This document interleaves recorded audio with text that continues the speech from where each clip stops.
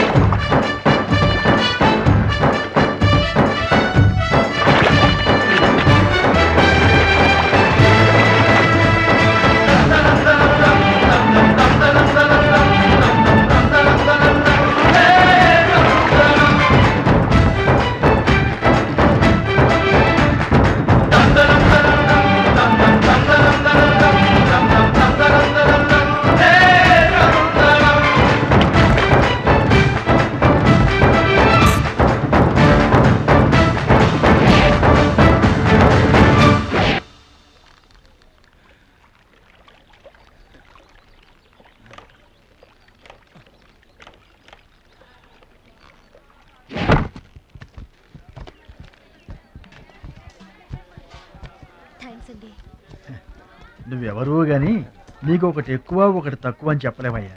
గోదావరంత గుండె, భద్రాద్రంత కండ, సాక్షాత్తు రాముల వరలో వచ్చి కాపాడేవయ్యా.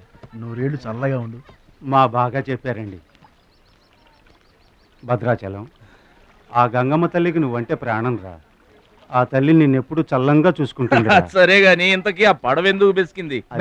కాను ఆ గొడుగులాడన్నా. గొడుగులోడా? గొడుగుల వ్యాపారమా అని తేలిగ్గా తీసిపారేకు.